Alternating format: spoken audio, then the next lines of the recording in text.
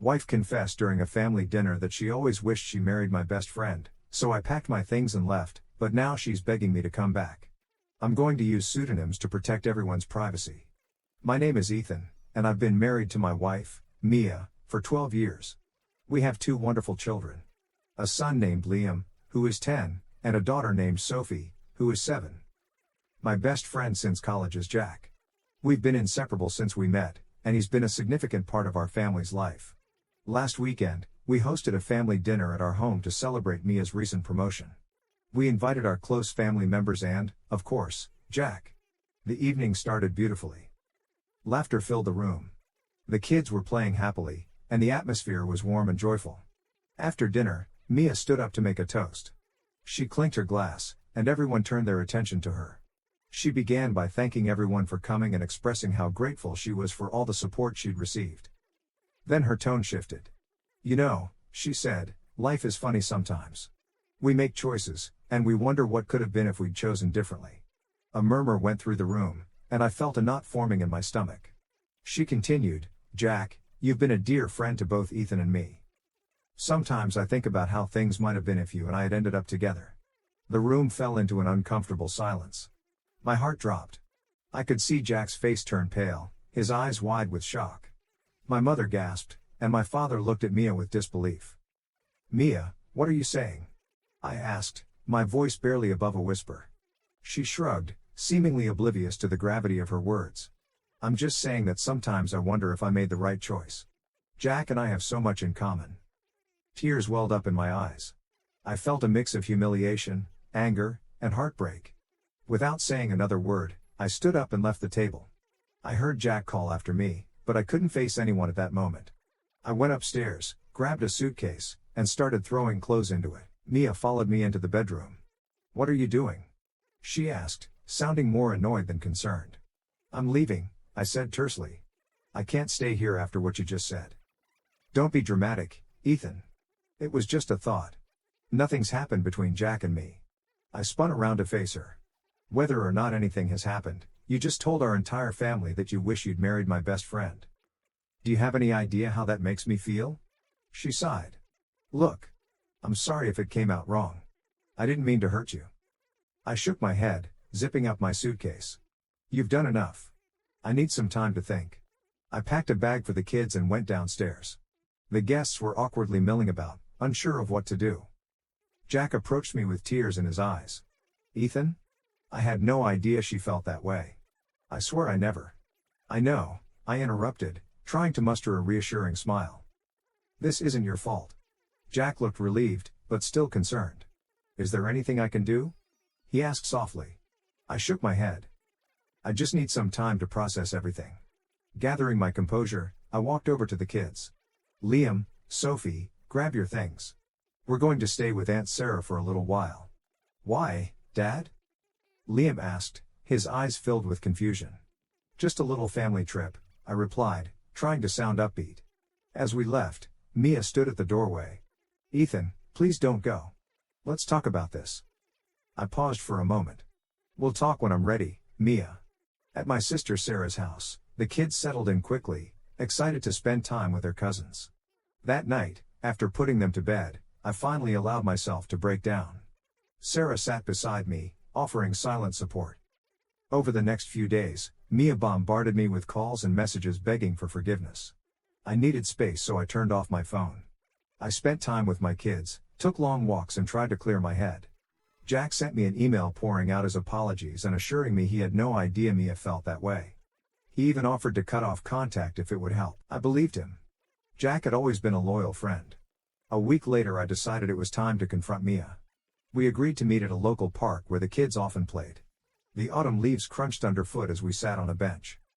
A chilly breeze reminding me of the distance between us. "Ethan, I'm so sorry," she began, her eyes pleading. "I was an idiot. I didn't mean any of it." "Then why say it, Mia?" I asked, my voice steady. "Why humiliate me in front of everyone we know?" She sighed deeply. "I've been struggling lately. Work has been stressful, and I guess I've been feeling unfulfilled. I thought achieving that promotion would make me happy, but it didn't. And how does wishing you married my best friend fit into that?" She looked down at her hands. I think I was projecting my dissatisfaction. Jack seemed so carefree and adventurous. I felt like I was missing out. I stared at her incredulously. So you thought confessing that in front of our families was the solution? I wasn't thinking clearly.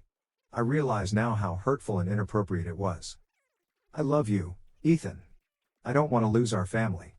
I took a deep breath, choosing my words carefully. Mia, love isn't just about words, it's about respect and consideration. What you did showed a complete lack of both. She nodded slowly. I know. I'm willing to do whatever it takes to make it up to you. I'm not sure if that's possible, I admitted. But for the sake of the kids, I'm willing to try counseling. Relief washed over her face. Thank you. You won't regret this. The following weeks were challenging. We began attending couples therapy, where we unpacked years of unspoken frustrations and unmet expectations.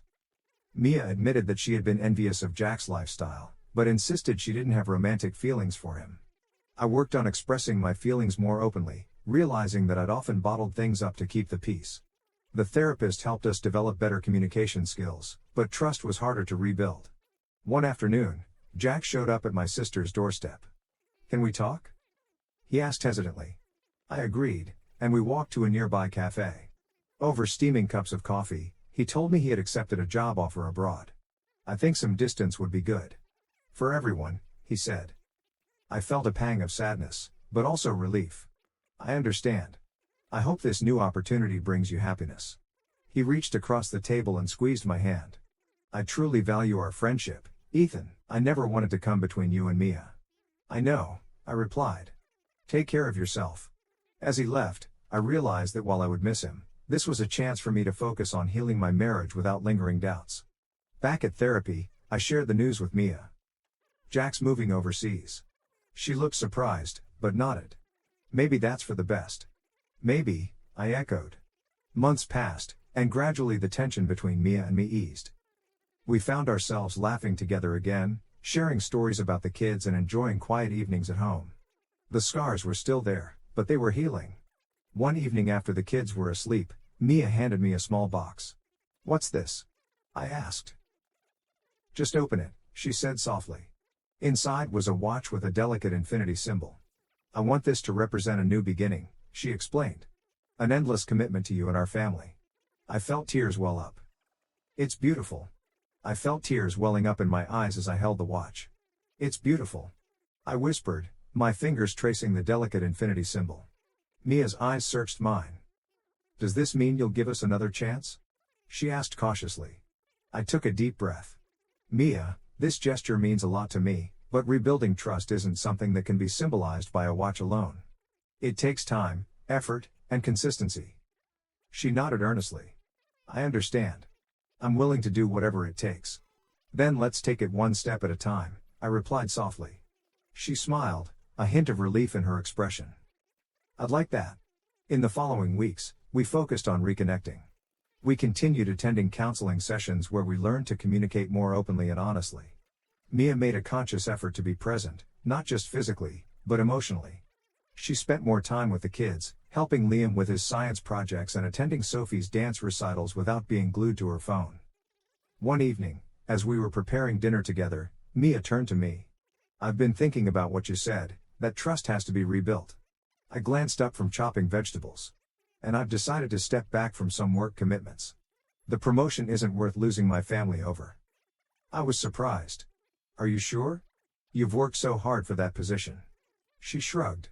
Success means nothing if I can't share it with the people I love. I smiled gently. I appreciate that, Mia. Our conversations became deeper, more meaningful.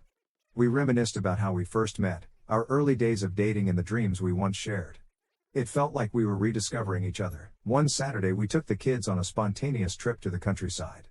We spent the day hiking, flying kites, and enjoying a picnic under the open sky. The laughter and joy were genuine, and for the first time in a long while, I felt a sense of wholeness. That night, after putting Liam and Sophie to bed, Mia and I sat on the porch sipping tea. The silence between us was comfortable. Today was amazing, I said softly. She nodded. It was. Seeing you happy means everything to me. I looked at her, the sincerity in her eyes unmistakable. I can see how hard you're trying, Mia, and I want you to know it's making a difference. She reached out and took my hand. I love you, Ethan. I love you too, I admitted, feeling a weight lift off my shoulders. As the months passed, the wounds began to heal. Trust was slowly restored, not through grand gestures, but through everyday actions, sharing chores without being asked, leaving little notes in my lunch, listening attentively when I spoke about my day. One afternoon I received a letter from Jack. He wrote about his new adventures abroad, how he'd started painting again, and how the distance had given him clarity. He apologized sincerely for any unintended pain and wished me all the happiness in the world. I decided to write back, expressing that I held no ill will and hoped he found fulfillment in his new journey. It felt like closing a chapter, allowing both of us to move forward. Winter arrived, and with it came the holidays. We hosted a small gathering with close family. This time, the atmosphere was warm and filled with genuine happiness. Mia stood up to make a toast. I want to thank everyone for being here tonight, she began. This year has taught me the value of family, forgiveness, and love. Ethan, thank you for standing by me. I am a better woman because of you. I felt a blush rise to my cheeks as everyone raised their glasses. The clinking sound was accompanied by smiles and nods of approval. Later that night, as we were cleaning up, Mia pulled me into a gentle embrace. I meant every word, she whispered. She rested her head on my chest. I know. Do you ever think about renewing our vows? She asked hesitantly. I pulled back to look at her. You want to? Yes. I want to celebrate our commitment to each other to mark this new chapter in our lives. I considered it for a moment, then smiled. I think I'd like that. Plans were made for a small, intimate ceremony in the spring. Liam and Sophie were thrilled, eager to be part of the celebration. Sophie wanted to be the flower girl and Liam insisted on being the ring bearer. On the day of the vow renewal, surrounded by blooming flowers and our closest loved ones, Mia and I stood facing each other. The officiant nodded for Mia to begin. Ethan, 12 years ago I vowed to love and cherish you. I failed you once, but standing here now, I promise to never take you for granted again. You are my partner, my confidant, the love of my life. Tears shimmered in my eyes as I responded. Mia, we've had our ups and downs, but through it all, we've found our way back to each other. I vow to continue growing with you, to face life's challenges together, and to never stop believing in us. We exchanged rings, a new set to symbolize our renewed commitment. As we sealed our vows with a kiss, applause erupted around us. The kids cheered the loudest, their faces glowing with happiness. The reception was filled with laughter, music, and dancing. Watching Liam and Sophie play with their cousins, I felt a profound sense of contentment. Later that night, as we sat together under the stars, Mia took my hand. Thank you for believing in me, in us. She leaned her head on my shoulder. Thank you for proving that people can change. Life continued with its usual rhythm, but there was a renewed energy in our household. We faced challenges, of course, but we tackled them together, fortified by the trials we had overcome. One day, while sorting through old boxes, I came across a photo album from our early years. Flipping through the pages, I smiled at the memories. Mia joined me and we spent the afternoon reminiscing. Look at this one. She pointed to a photo of us at the beach, sunburned and smiling. I remember that trip. Our car broke down and we had to hitchhike back to the hotel. I laughed. She grinned. Best adventure ever. As we closed the album, she turned to me. Here's to many more adventures together. I nodded, feeling a deep sense of joy. Together. Our journey wasn't perfect, but it was ours. Through heartbreak and healing, we rediscovered not just each other, but also ourselves. The experience taught us that love is not just a feeling, but a choice. One we were both willing to make every single day. After a while she wanted to go to bed and I wanted to see more our memories. Then as I was looking for the other albums, a certain strange album came out which I couldn't recognize, as it had different images in it. The curiosity took the better of me, so I thought I'll have a quick look. There were photos of my wife together with me, and her friends, and there I nearly couldn't believe what I just saw: my wife with my best friend kissing each other.